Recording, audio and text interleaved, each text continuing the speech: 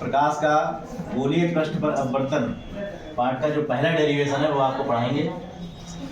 उसका नाम है गोलीय अवतल पृष्ठ पर अपवर्तन का सूत्र। इसका ये डायग्राम इस तरीके से, इसको हम आपको समझाते हैं। देखिए, एक हम गोलीय अवतल पृष्ठ लेते हैं जो जिसका माध्यम N2 माना जाता है, जिसको सघन बोलते हैं, और उससे पहले वाला जो माध्यम वो N1।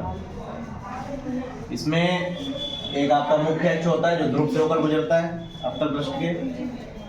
इसी मुख्य अक्ष पर एक बिंदु वस्तु O मानते हैं, जिसकी जहां से प्रकाश की किरण दर्पण के बिंदु O पर आपतित होती है। इसी बिंदु O से मुख्य अक्ष के वक्रता केंद्र से एक हम अभिलंब खींचते हैं।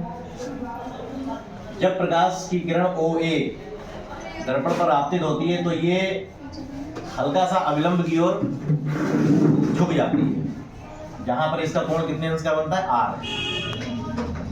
अविलंब और आपतित किरण का जो कोण है वो कितना है, I है। ठीक है, 3।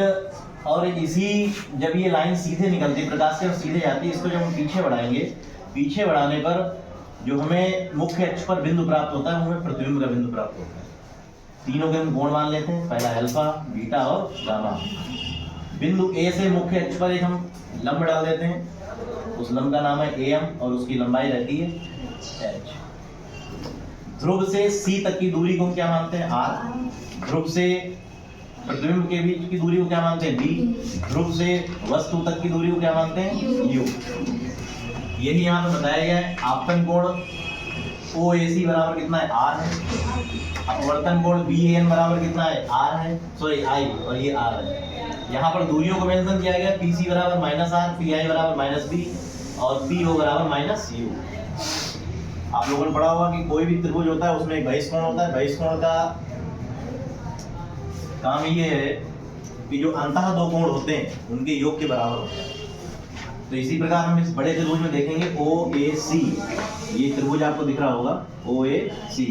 यहाँ पर आपका गामा कोण ये बहिष्कोण है, और इसके अंदर के जो दो कोण हैं वो कौन सा है, एक है आपका I और एक है आपका अल्फा। तो जो गामा है वो अल्फा प्लस I के बराबर होगा। यहाँ पे I का मान निकालेंगे, I बराबर गामा माइनस अल्फा, इसको कहते हैं समीकरण नंबर 1। इसी प्रकार छोटे त्रिभुज में IAC, यहाँ पर भी आपका बहिष्कोण कौन सा है, गामा है। ये गामा आपका बीटा प्लस R के बराबर होगा। यहाँ से R का मान निकालेंगे तो गामा माइनस बीटा, समीकरण नंबर 2। स्नेल के नियम के अनुसार हम लोग काम करेंगे। sin I बटे sin R बराबर N2 बटे N1।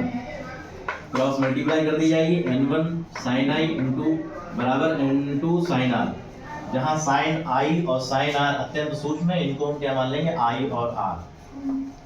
तो sin I की जगह I रख देंगे, sin R की जगह R रख देंगे। समीकरण 1 व 2, समीकरण 1 तथा समीकरण 2 से R का मान रखने पर I और R के मान रखेंगे जो हमें समीकरण 1 और 2 में प्राप्त हुए। यहाँ पर हम लोगों ने मान रख दिए, इसकी मल्टीप्लाई अंदर कर दी जाएगी। मल्टीप्लाई करने में गामा वाले पार्ट जो हम एक तरफ ले लेंगे, गामा को हम कॉमन लेके उसको बोल देंगे समीकरण नंबर 3। फिर हम क्या करेंगे, हम समकोण त्रिभुज के अनुरूप कार्य करेंगे। समकोण त्रिभुज OAM, इसमें क्या करेंगे, tan अल्फा लगा देंगे त्रिकोणमिति के फार्मूले से। tan अल्फा बराबर H/-U। यहाँ से tan अल्फा भी अत्यंत सूक्ष्म मान लेंगे, तो अल्फा बराबर H/-U। इसी प्रकार समकोण त्रिभुज IAM, ये आपका IAM है। यहाँ से बीटा बराबर H/-B। इसी प्रकार CAM, गामा बराबर H/-R। ये जो आपके अल्फा बीटा गामा तीनों मान आए, इसको हम समीकरण नंबर 3 में रख देंगे। तीनों के मान रख दिए, सभी के माइनस बटे में दिखाए गए। इन माइनसों को हम ऊपर पहुंचा सकते हैं। पहुंचाने के बाद हमने क्या काम किया, यहाँ से -H, यहाँ भी -H प्राप्त होगा। तो -H को क्या करेंगे, इस वाले दूसरे भाग में -H को कॉमन ले लेंगे, तो -H से -H कट जाएगा।